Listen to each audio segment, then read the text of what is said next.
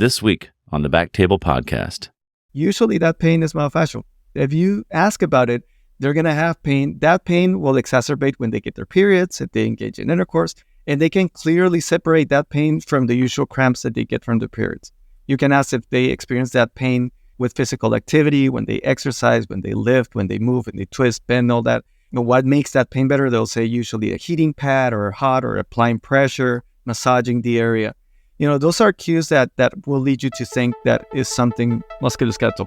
Very rarely, I've seen patients that have chronic dysmenorrhea or chronic bowel symptoms or chronic bladder symptoms. Very rarely I've seen them without myofascial pain. Usually they will have myofascial pain. And I think that's one of the biggest diagnoses that we miss is that one, the musculoskeletal one.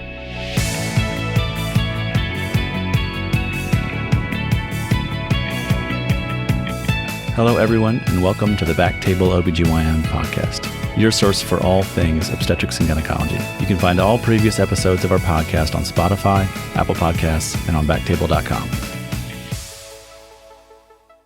Hello, and welcome back to another episode of BackTable OBGYN. This is your host, Mark Hoffman, and we have another great guest today, Dr. Jorge Carillo.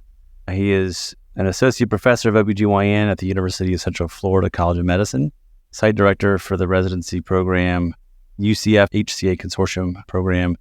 He's a minimally invasive gynecologic surgeon and chronic pelvic pain specialist at the Orlando VA Healthcare System, and also serving currently as vice president of the executive board for the International Pelvic Pain Society. That's like an impressive intro. Jorge, how are you? I'm very good. Thank you very much. Thanks for the intro and for the invitation. Really appreciate it. No, we're happy to have you here. And you're at the Orlando VA with Georgine Lambu, right? Yes. And Mario Castellanos is there as well, and Jess Veronic. Yeah, all of us, and also Chen Xiu Yang, who was a former fellow who joined us. So there's 5 of us. Dream team, man, you guys.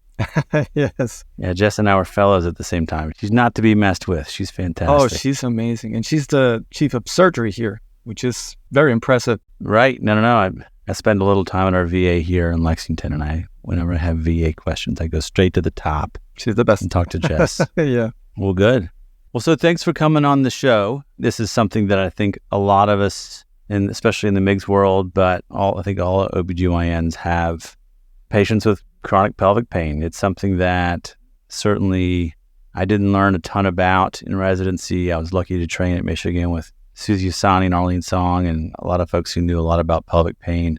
But I don't think it's something that most of us out in our specialty get such specific training. But you seem like you've been to some places and worked with some people who really have an incredible focus, because you trained with Fred Howard. Yes, that was an eye-opener to me. The first time I saw a patient with him was amazing, because I was a third-year resident and I was doing an elective with him. And at that point, you've seen pelvic pain patients, but not with that scope. So the very first experience I had, I remember clearly, it was a very young patient with 10 surgeries. She was in her mid-20s and she already had a hysterectomy and both ovaries removed. This is 2011, like not 1980 something. It's like 2011. And she already had all that. And I remember he grabbed that pelvic pain questionnaire that I'm sure you're familiar with. And, he went through the questionnaire before walking into the room, and he was like, oh, she has this. He mentioned like 5 diagnoses. And I'm like, okay. And then, we walked into the room and yeah, he asked a few questions and he nailed every single diagnosis. And right there and then he offered the patient trigger points, trigger point injections. And he did it and the patient started crying. She started crying. She was like, the pain is gone. Like after I don't know how many years, the pain is gone. It's the first time that to me was, whoa. It was a big thing. I started questioning what we were learning, So it was an eye-opener. And I think that to me was the opening scene to probably so far what I've tried to do, with my career. Yeah, so we like to have our guests sort of introduce themselves in that way for our listeners. So tell us a little bit about how you got to where you are in your career. So as a resident with Fred Howard, clearly you're getting exposure to one of the sort of the leaders and pioneers in our field. But talk to us about how your career's developed and how it got to what you're doing now. Yeah, so I did med school in Colombia, in South America, and then I came here to do residency. And you know how the match process is. My base at that moment was Palm Beach Gardens in Florida, and then I saw that it matched in Rochester, New York. I'm like, whoa, what? So, I moved up there. I did my residency in a community program. And in my third year, I had the opportunity to do an elective, and a very good friend attending that worked at my hospital, he was actually from the university program. And he was the one who, introduced me to the MIGS world. He was like, hey, there's this fellowship that is very cool. And I always loved anatomy and surgery, as a lot of us that joined this fellowship. And he was like, I think I can get you an elective there with the director of the fellowship. And I was like, okay. And he said, Fred Howard. And I was like, okay. He got me the elective. I met Fred. And, that month to me was my interview month, basically. And, I rotated with him and saw him in the clinic, saw him doing procedures that I was like, whoa, I didn't know that we could do this, right? And then went through the interview process and all that, and I ended up matching with him. And that was the way how I started with pelvic pain. And then when I graduated, he retired, and I ended up staying there. And Rochester, there's a big pelvic pain center there, and we were taking care of a lot of patients, not only locally, but state-wise and even outside of state. And of course, he brought me into the IPPS world, which opened up a whole different kind of perspective on things. And from there, I met Georgine, I met Mario, Michael, Susie, Frank, everyone. And, with the years, I started to get more involved in education, which is the other thing that I really love doing. And that actually led me to pursue a master's in health professions education. And my involvement in the IPPS was great because I started in committees. And then after working in a lot of things, I got involved with the foundations course, which is what we do for people who are starting to train in the pain world. And I was able to apply a lot of the things that I've learned with education there, and then, join the board of directors and then the executive board. And now, of course, I'm super excited of next year, being able to be president and, being able to help as much as I can in reshaping the education part, which to me is the biggest thing that I think that will help, shorten that gap that right now exists between what we currently are supposed to be doing and what we actually do, so. Well, no, that's incredible. And IPPS, the International Pelvic Pain Society, is, I think, all the years between AGL and SGS, and I was going to APCO and ACOG, it was like one meeting beyond what I could go to. And so it's something that I've only heard amazing things about. So many of our friends and colleagues go and are involved in the society. And I keep saying one of these days I'm going to do it, but maybe Columbia will be my time to go. Yeah. So, again, you've talked about working with some pretty big names in pelvic pain, not just at IPPS, but also in your training and also your current position in Orlando with some friends of mine who I know are some of the people I call and talk to about pelvic pain. I'm trying to ask you questions for which I will understand the answer, because some of the stuff you guys talk about in your pelvic pain world is just so high level. I just sort of feel like they're such an idiot. But, as we go through this, I think if you say it in a way that I can understand, and I think our listeners will be able to do the same. But I want to really take our audience through like your evaluation or the workup, but then also like basic treatments. And obviously this is a more than just an hour conversation, but just kind of an overview and as an intro for somebody who wants to get better at taking care of pelvic pain. What's your overall approach to evaluating patients in the clinic setting for chronic pelvic pain?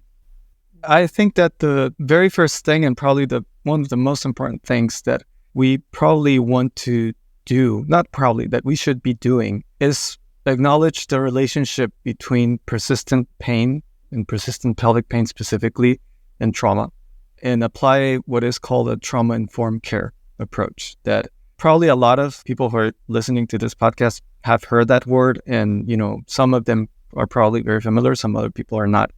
Applying a trauma-informed care approach, it really opens up the possibility of creating a safe environment for those patients, who suffer from persistent pelvic pain, because there's a very strong relationship with that. And it's a very good opportunity to really strengthen the relationship with the patients, but also to be able to open up a window for those patients to connect with us. We have to remember that a lot of these patients, which I'm sure you have that experience, that you have seen them, they've seen multiple health professionals. They feel that they've been dismissed. They've gone to the emergency department several times, and they're frustrated. They come with a lot of emotional package that, they really just want to be heard and they just want to feel that they're taken serious. And trauma-informed care goes beyond just, asking about sexual trauma or physical trauma.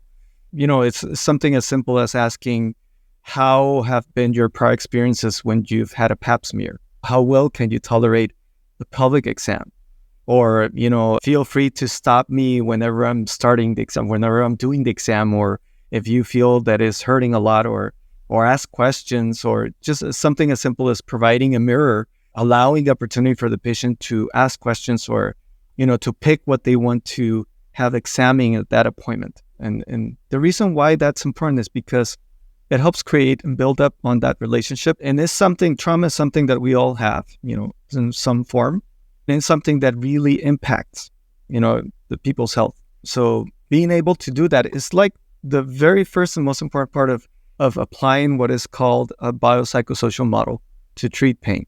We're in med school and in residency, we're taught that pain is directly because of an injury or a direct cause of something that is causing harm or damaging the tissue, right? And pain is much more complex than that.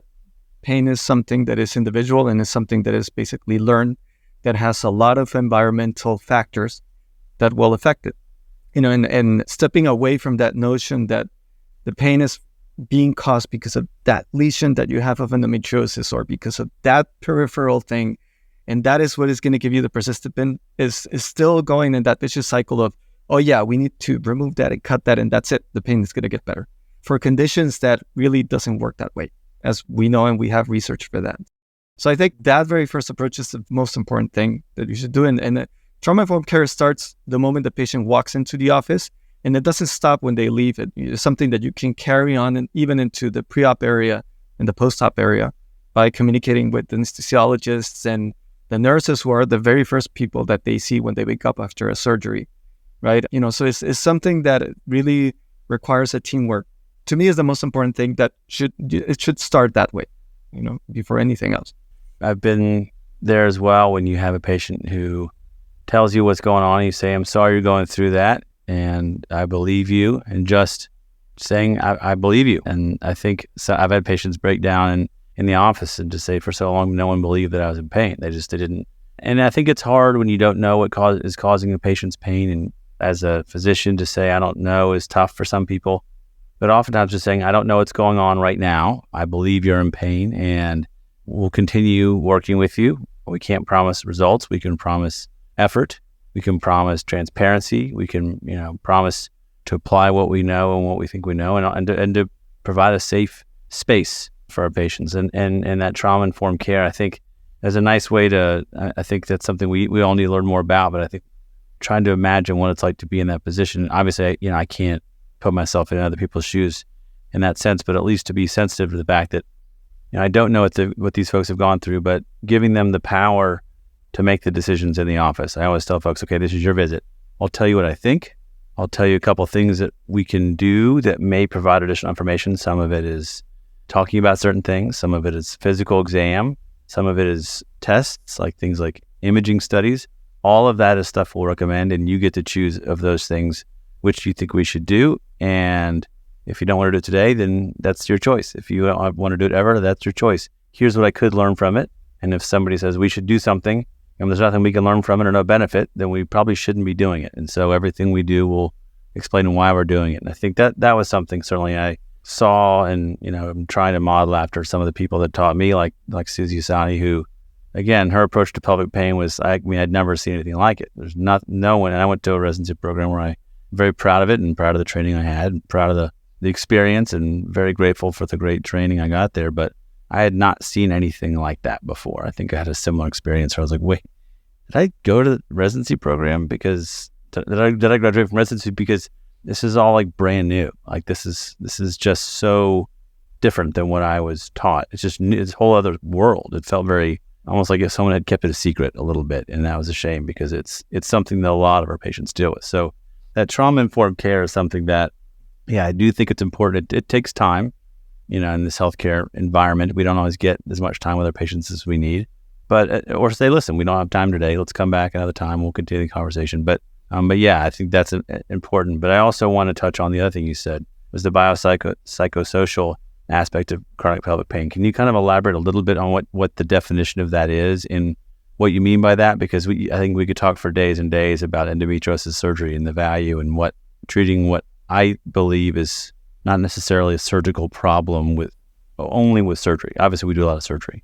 But yeah, what biopsychosocial model, what does that mean? Well, that's a concept that is not new. It's an old concept, and it's been applied to many things that are related to health. But when it comes to pain, basically what it tells is that it's acknowledging that pain usually, most of the times, has a biological component, right? There's something biological or physiologically speaking that is leading to that painful experience. But the psycho and the social aspect of it are key when it comes to pain, because a lot of the pain experience comes from the cognitive part and the cognition. And that's something that is learned. And it goes along with the behavior that the patient has or that the person has in response to a painful stimulus. And that's really what makes the pain experience different among individuals. Probably the way how I interpret pain is most likely very different compared to the way how you interpret pain, because we both have different experiences of pain, right? And that pertains to the psychological aspect, that cognitive part, the part of the behavioral part, right? Like the emotional part. And we know there's a very strong association between persistent pain and anxiety and persistent pain and depression. And, this other word, catastrophization, right, as well. And, again, those are cognitive processes and behavioral processes that will impact that psychological part. And then you have the social aspect of it, which also plays a very important role, right? If we're in a society where pain, especially pain in women, is totally normalized, right? Is something that, well, you have painful periods. Well, just take ibuprofen, Tylenol, and try to deal with it. Just keep going, right? Keep moving. Or someone calls in sick because they're having very bad periods and they're afraid of doing so because they're perceived that they're going to be looked at as weak, right? So they don't speak up, and they, in that aspect, the care is delayed, right? And because there's actually studies that we all know, we always talk about the delay in diagnosis and, especially with endometriosis, 7 to 10 years and all that. There's actually studies looking at why that could happen and what factors happen. There are factors that come from the patient side, the society side, and there are factors that come from the medical aspect, the health professionals aspect. And the part that comes from the society part is basically normalization and the lack of education, the lack of talking more about how it's not normal to experience pain with intercourse. It's not normal to have periods that are debilitating, that don't allow people to actually carry normal functions. So those studies are out there, and that's information that we know. Yeah, I mean, the number of people who were just told, well, this is just what it's like to have a period. And sometimes it's not even intentional. Their parents, their mom might have gone through very similar things. They had endometriosis as well, or had a long, long history of painful menstrual cycles, and it wasn't until they got their hysterectomy that they felt better. And so there's this sort of like familial or, in a sense, cultural understanding of this is the way it's going to be for me. I hear that a lot. Well, I know I'm going to get my hysterectomy too because my mom and my aunts and my grandma all had theirs. So it's kind of like this is the path. And so understanding people's social and cultural backgrounds enough, just again, that's part of getting to know a patient, which in healthcare these days, as I said a minute ago, can be challenging. But that relationship with these patients who are dealing with such complex chronic things, establishing that trust is huge because they've oftentimes been, and I don't think it's because of doctors who didn't care or didn't try. It was that they are dealing with really complex things that haven't been managed in a way that has provided the results that these folks deserve. So yeah, I think it's clearly tough. I think it's one of the toughest things that we do, but I also think it's not something that is taught as uniformly and as consistently as some of the other things in our specialty. And this is what excites me about AGL, about IPPS, about MIGS in general, is there is this huge field with endometriosis, fibroids, pelvic pain that is not necessarily as well understood and taught over 4 years of residency. And so it's something that huge opportunity for our patients and for those of us who do this to learn more about it. So when you meet a patient in clinic, you establish that rapport. I mean, again, let's use it before they walk in the office, let alone your clinic room.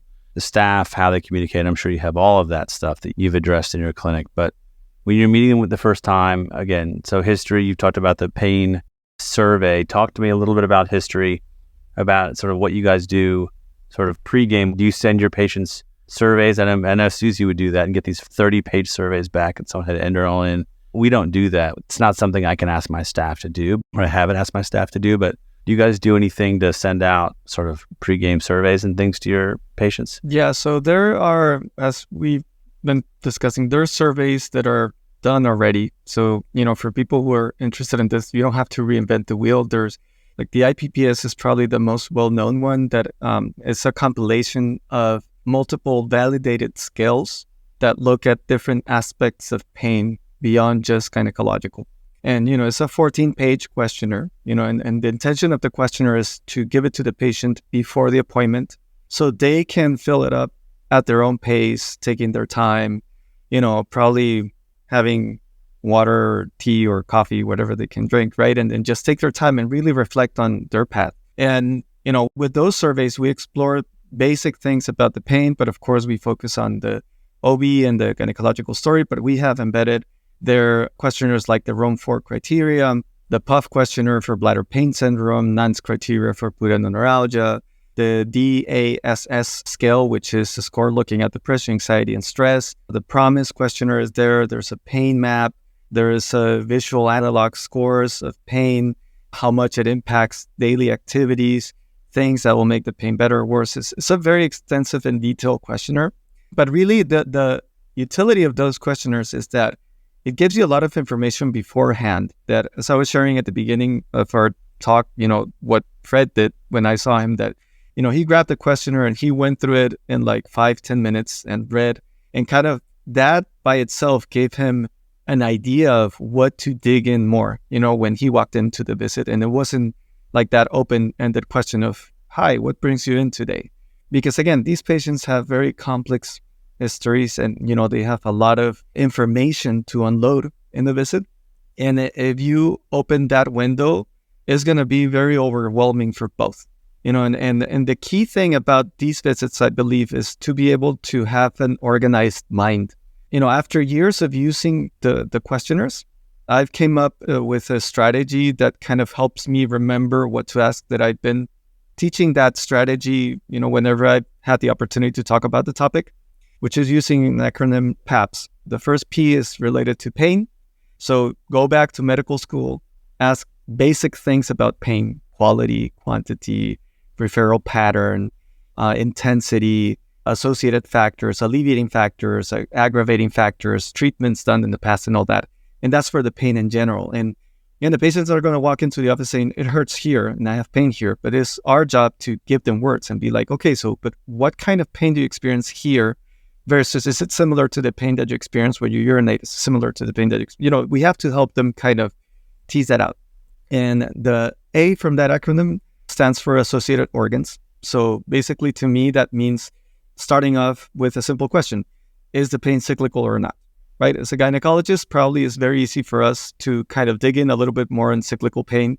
Right? It's more towards the GYN aspect, and you ask about periods and length and heaviness and how intense they are and how dysfunctional they are and what have they done in the past, surgeries, medications, if it worked, not work, all that stuff. All the GYN history that we're used to ask goes in that part.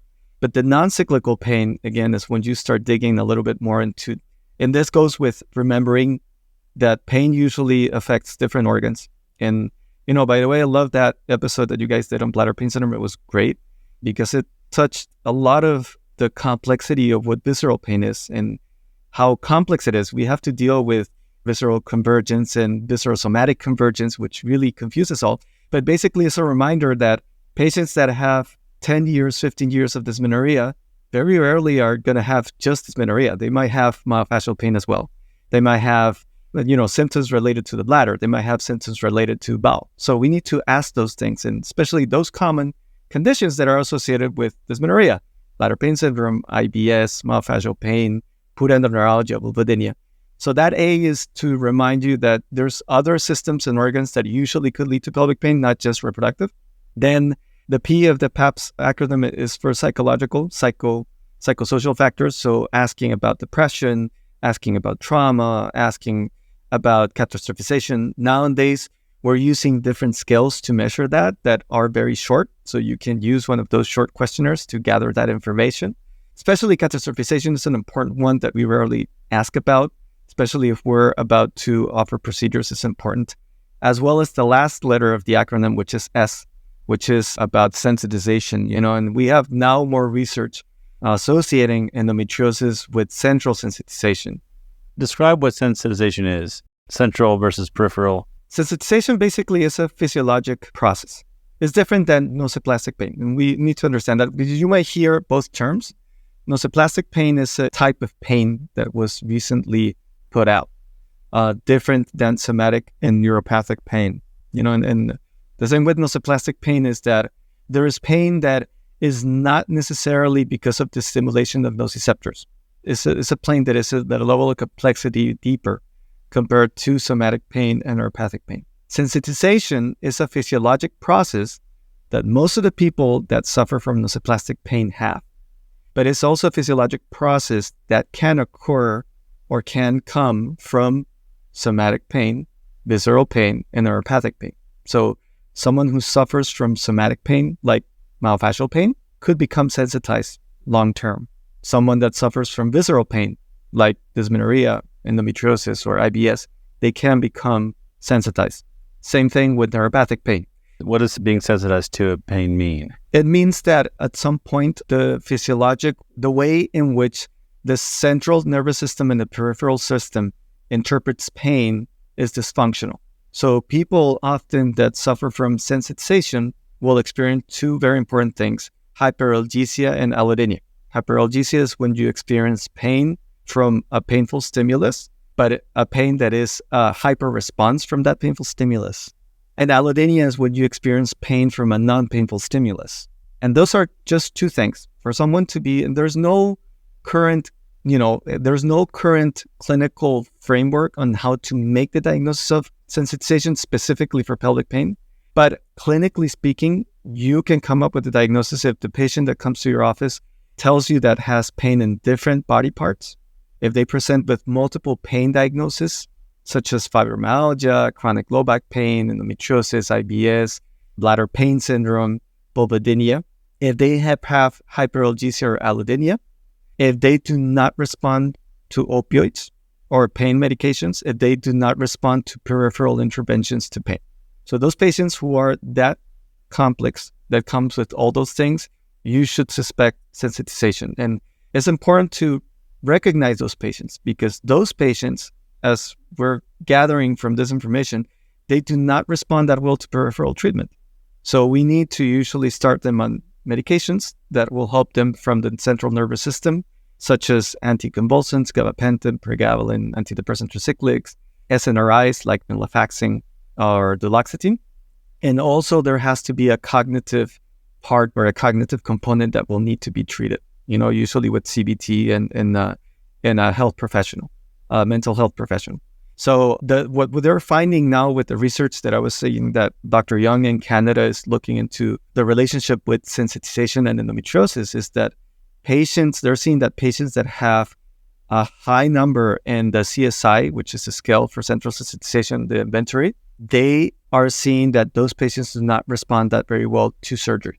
And that's something that is very important to understand, right? Because those patients need to be taking very carefully their care and, actually connect them beforehand with a physical therapist, with a mental health therapist, and, start them on those central medications to kind of bring down that central nervous system because we're about to inflict more trauma and more pain. And usually they do not respond that well afterwards.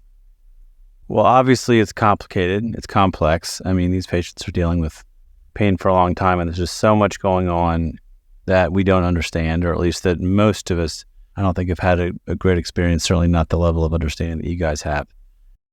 I agree with how you described you have to have organized thoughts or organized thinking.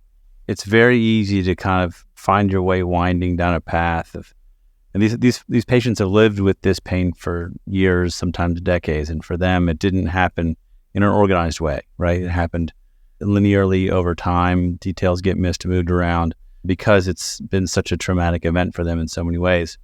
So I feel like that's one of my jobs, is to kind of organize all this stuff that they're bringing to my office and say, okay, so here's the different boxes. Here's where we're going to try to put things in. Is that kind of how you work as well? Because it seems to be like we're trying to simplify a very complex thing without oversimplifying it, but with at least this is how I work, with the intent of trying to solve it, provide treatment options to address each specific thing. Is that too simplistic a way to approach it? No, I think that, to me, that my advice for people who are seeing this kind of patients is to use the questionnaire, gather that information with the questionnaire, right? And then organize it in a way in which easy for you to follow. What do I do? And I try to think about system and organs, right? Once I gather the information, for example, my first paragraph and the history part of the charting is about the GYN part. And then the next paragraph asks about pain with the genitourinary symptoms. If they have pain with urination, when that happens and all that. And then I follow with the GI tract. If they have pain with bowel movements, change in consistency, try to follow the wrong criteria. Then I ask about pain with intercourse, and then I dig into that as well. And then I leave usually at the end the pain that is not associated with any of the other things. That pain that they say, that pain is always there, is on the right lower quadrant, the left lower quadrant, is intermittent, is described as stabbing, squeezing. Usually that pain is myofascial. If you ask about it, they're going to have pain. That pain will exacerbate when they get their periods, if they engage in intercourse, and they can clearly separate that pain from the usual cramps that they get from the periods. You can ask if they experience that pain with physical activity, when they exercise, when they lift, when they move, when they twist, bend, all that. What makes that pain better? They'll say usually a heating pad or hot or applying pressure, massaging the area. Those are cues that will lead you to think that is something musculoskeletal. And then also, of course, exploring if the patient talks about burning sensation, razor blades, that's more neuropathic. So that will lead you to a different kind of line of thought. But again, when I'm writing down my notes, I like to keep it like kind of separate and kind of at the beginning kind of have a sense, okay, so this patient has no symptoms related with their bowel. Excellent. Just move on. Next thing. Very rarely I've seen patients that have chronic dysmenorrhea or chronic bowel symptoms or chronic bladder symptoms. Very rarely I've seen them without myofascial pain. Usually they will have myofascial pain. And I think that's one of the biggest diagnoses that we miss, is that one, the musculoskeletal one. It's something that I don't think I'd made a single diagnosis in residency, and then in fellowship, I think I diagnosed 100% of my patients with myofascial pain. I agree. I think the analogy I always use is if you spend the night puking because you ate some bad shrimp, the next morning your stomach hurts. Well, it's not your stomach. It's your abdominal wall from doing 100 sit-ups over the toilet. Now, if you did that every night for 10 days out of every month, your abdominal wall muscles would be a mess. And to just ignore that, especially if that's been going on for years, is missing a huge, huge component of the pain. And it also makes it challenging, I think, when a patient has dysmenorrhea and you provide medical treatment and they come back and say, I'm not having periods, but I still have pain every day. The medicine didn't work. Hold on. And that's where I think I try to simplify things and put it in different components. Like, I think using different words to describe the same thing that you're doing, which is with your note sections, which is, okay, so gynecologic, urologic, GI, musculoskeletal, and neuropathic. And those are really like the big sort of boxes for me. Are there any other big boxes that we're missing here when we're talking about? And again, these are very big, broad boxes, but generally speaking, I feel like the treatments kind of fall, and I make those boxes almost because that's kind of where the treatments fall, right? I think that it serves several purposes. And to me, that one of the biggest things that I've noticed, not only from the questionnaire, but when you start breaking down that way, is that the patients start seeing your thought process, right? They start kind of understanding the way how you're thinking. And a lot of times for them, that's an eye opener, because they'll say, with time, they'll come back and for follow-ups, and they'll be like, doctor, the endometriosis pain is great. I have no issues with that. The IBS pain is great, but the muscle pain is the one that I still have. And I don't know, they will develop that language, which is impressive without any kind of medical background. But that's just from really educating them and opening that conversation and explaining the thought process. I think that really helps them. because it also helps them to understand why it's important to do physical therapy, right? At the same time as you're trying to control their periods, and at the same time that you're trying to schedule a surgery to look for endometriosis and remove endometriosis lesion, and at the same time that you're trying to bring down their central nervous system with CBT and other medications, so all these therapies in the end, which we'll talk a little bit more about it has to fall into a multimodal approach in the end, because that's the biggest thing with this kind of problems, is that it's rarely just one, so we cannot treat it with just one way. It usually doesn't work that way. And I tell patients, you've had pain for 10, 12 years. It's gotten worse over that time. I would love a light switch, but we probably have to think about a dimmer switch. We're going to slowly try to turn it down over some period of time. I would love to be able to just turn it off, but here's what I'd like us to think about. And, and they have the option to go somewhere else. And I think folks understandably want a quick solution to this really long-term problem. And not to say that we don't owe it to them to try, but ultimately this is something that oftentimes doesn't get better overnight. And so, no, I think splitting it up into chunks, into different categories, I think to your point is a good one, which is allows them to see that a little improvement doesn't mean that this is as far as we're going to get. Like, okay, so we've dealt with now no periods. Okay, so now let's work on the next thing. Do you tend to do multiple treatments at once, like addressing, gynecologic and neuropathic and musculoskeletal patient pain at one time? Do you try to do one thing at a time so you know what's working? Because I think there's values to both approaches. What I was taught to do was to do what is called a shared decision model. Basically, you help the patient identify what their priorities are. Because one thing is that as a gynecologist, you might hear that story and your priority for that patient might be to stop her periods. But, if we don't ask, if we don't talk with the patient, if we don't understand what their context is, that might not be her priority. Her priority might be to treat her myofascial pain because she needs to be able to sit down in the office 6 hours because otherwise she's going to get fired, right? That might be her priority at that time. So first of all, having that discussion, and helping the patient defining what are their short-term goals and long-term goals, what is achievable with certain therapies, what is achievable with other therapies is an important part. Or access too. Patients may not have access to PT, whether exactly geographical, whether financial, whether time, hey, I got to work. These are my hours. I cannot be at PT and not be at my job, or what other responsibility I have. That's something we see a lot. I'll just do this and this for now, knowing that when time may open up, then I can have time to do PT. So yeah, I think that shared decision-making, again, you put a lot of good names on some of the stuff. I think some of us do in other ways, but that shared decision-making model, yeah, this is what we can offer. How I think all these things will help what makes sense to you to do next. Right. And it should be our job to help them guide that. But then definitely if the patient, usually they walk in with one diagnosis in mind and they leave with 5, 6 diagnoses, right? And that's when you start thinking about your team and who do you plan to involve, right? And that's when really the educational part starts, which should always be first line of treatment, is to educate patients. And a lot of times I've experienced that when I was outside in the community and when Rochester is that the lack of time, right? And be able but how do you take time to do the history and then to do the physical exam and then to educate the patient and then to talk about when do you get time for all that? And I feel that nowadays we have a lot of resources that we can use that could help and facilitate those steps, that you have to go through.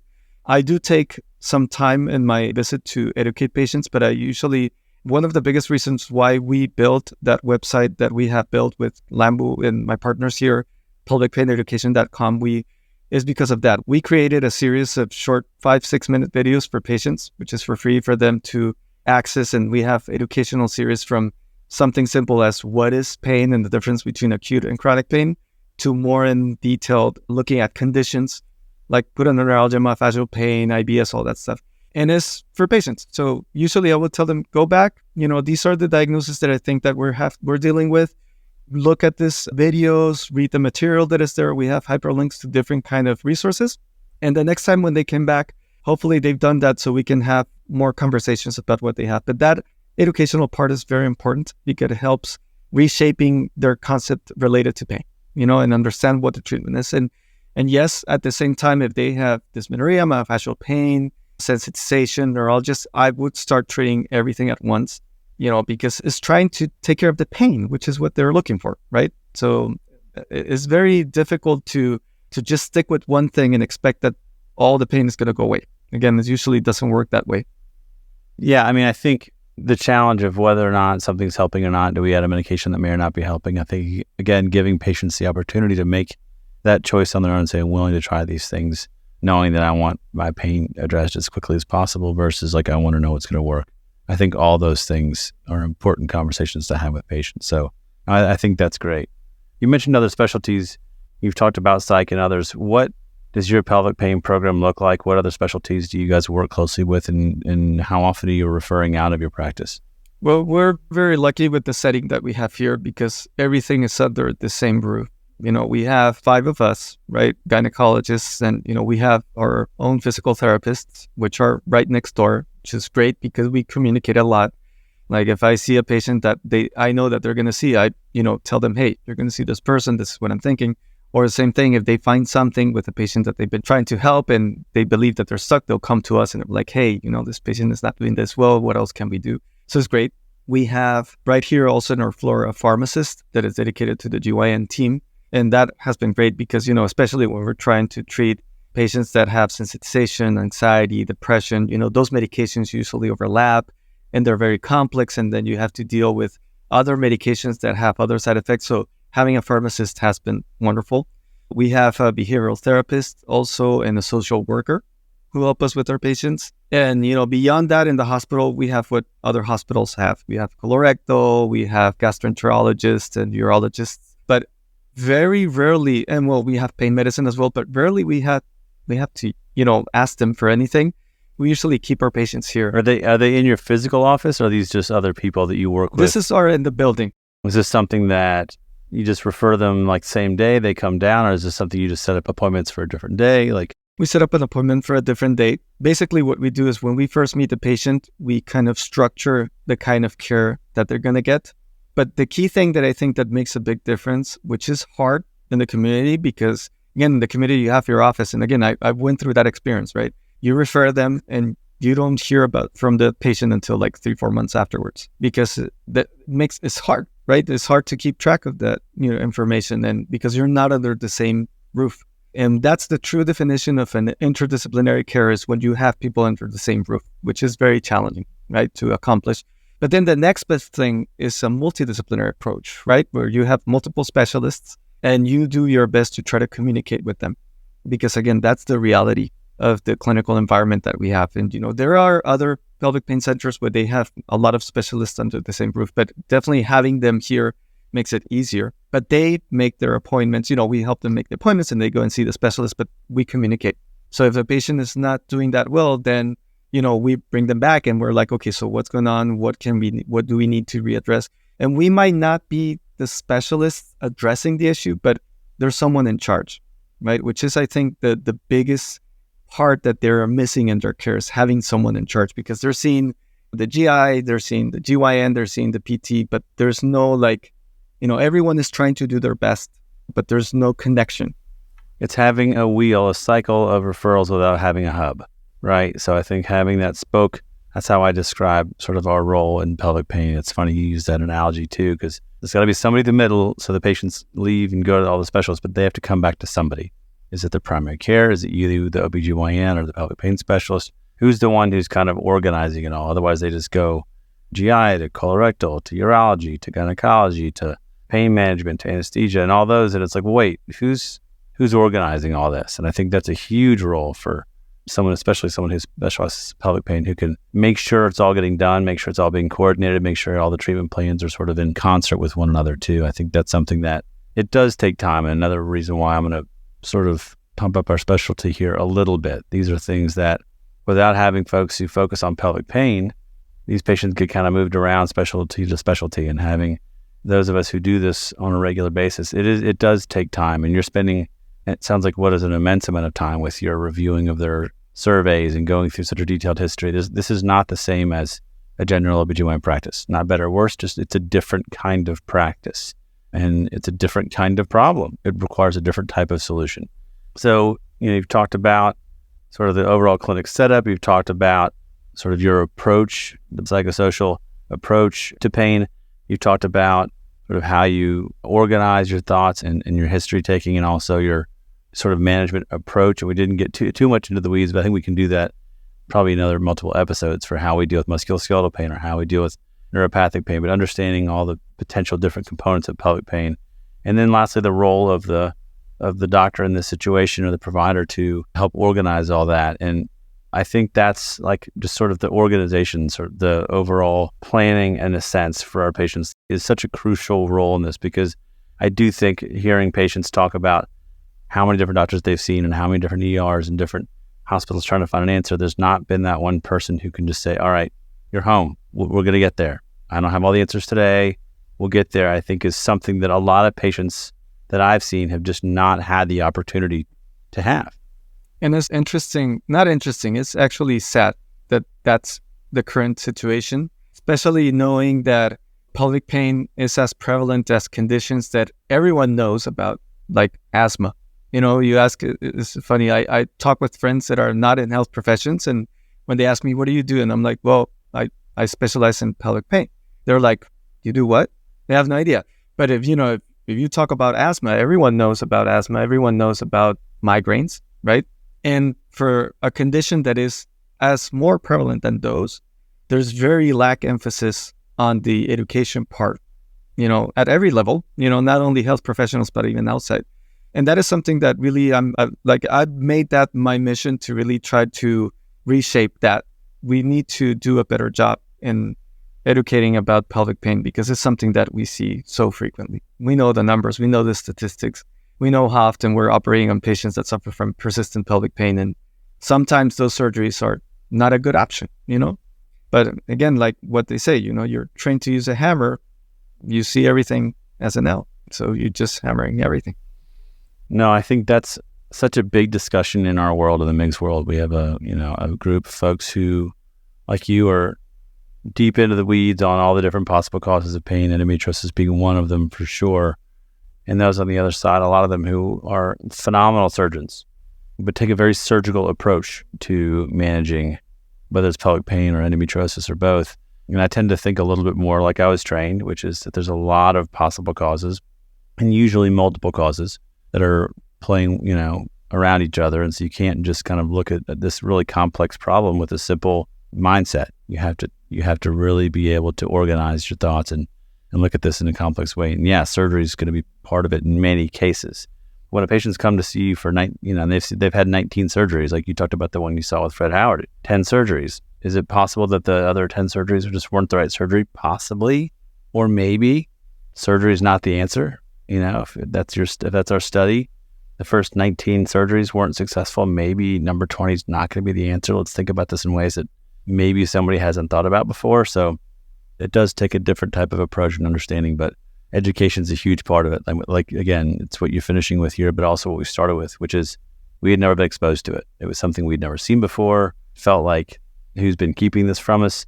But ultimately, the more we can educate ourselves, the more we can educate our trainees and our colleagues and our peers who are doing this, and the more we can educate our patients to help them sort of find their solutions themselves. Because I think patients are very savvy.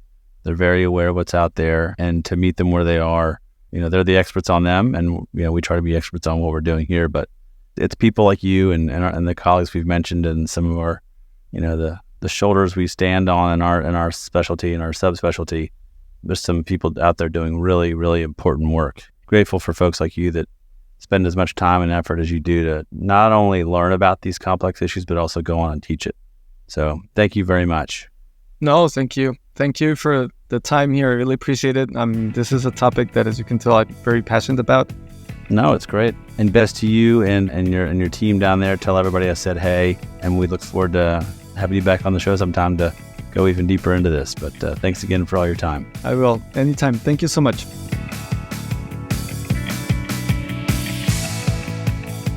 Thank you so much for listening. If you haven't already, make sure to follow the podcast, rate it 5 stars, and share with a friend. If you have any questions or comments, direct message us at _BackTable OBGYN on Instagram, Twitter, or LinkedIn. BackTable OBGYN is hosted by myself, Mark Hoffman, and Amy Park. Our audio team is led by Kieran Gannon, with support from Josh McWhirter, Aaron Bowles, Nick Shellcross, Josh Spencer. Design and digital marketing led by Brian Schmitz, with support from Taylor's Version Hess and Yvonne Orgodzinsky. Show notes and social media by Emma Landenwich and Lindsay Beecham. Administrative support provided by Jamila Kennebrew. Music written and performed by Scott Baby Daddy Hoffman. Thanks for listening, and we'll see you again next time.